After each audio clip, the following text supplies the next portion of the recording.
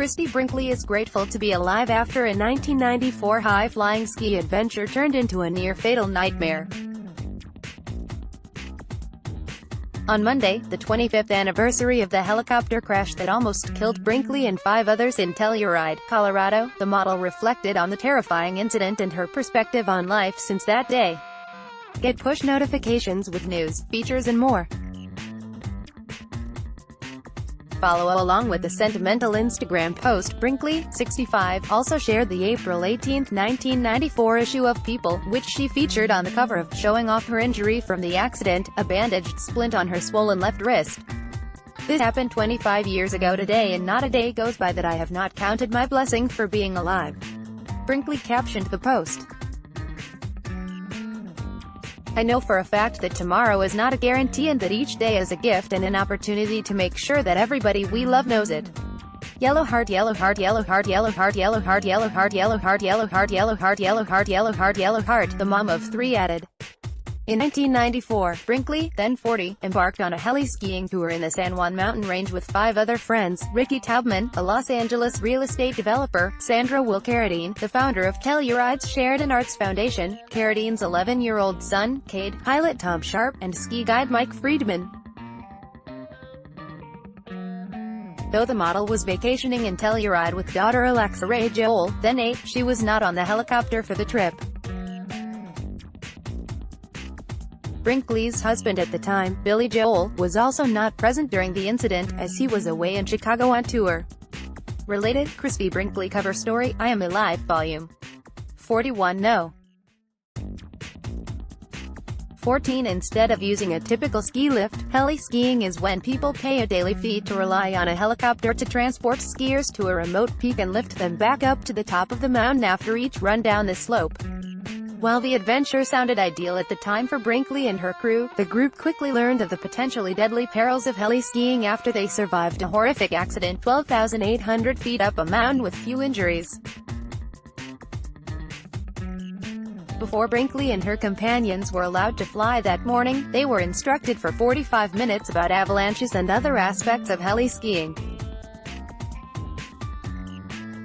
A little over an hour into their trip, the group decided to try a slightly higher spot nearby, but it was on the way to that mountain point that things went terribly wrong. Just as they reached the peak, the helicopter took an unexpected, discomfitingly sharp turn, Brinkley recalled.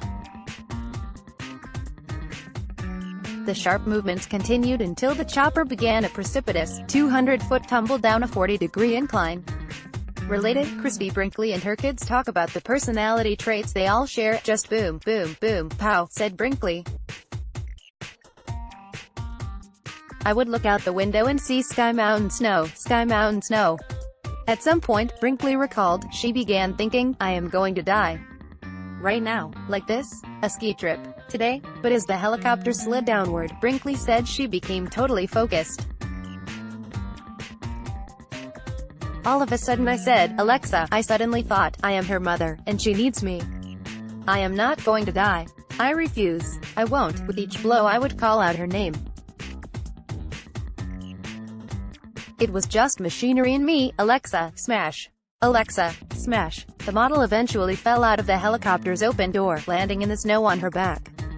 Once she landed, Brinkley said she squinted up at the sunlight and thought, I am alive. God. Though she originally thought she was the only survivor, Brinkley discovered the rest of the group scattered amongst the snow and debris, many of whom had suffered injuries. Rescue helicopters arrived within an hour to help, before transporting them to hospitals. When Brinkley arrived at Telluride Medical Center, Alexa had been waiting for her, with Joel not far behind. Related, Christie Brinkley attends ex-Billy Joel's show. Seeing my daughter was the sweetest thing in the world, said Brinkley. Everything I had dreamt of when I was going through the ordeal was that. She came over to me, put her hands on my face and hugged me. I told her I loved her so much. Of her now ex-husband's arrival one day later, she added, I remember him coming in on a mission to get me home.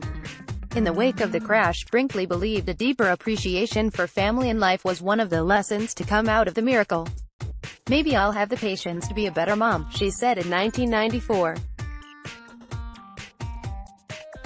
Maybe I'll go to medical school and become a doctor. When that suggestion was met with a raised eyebrow, she protested, "I am serious." Then she smiled. "Maybe I will just simplify my life," she said, "because at the moment, everything is so sweet to me."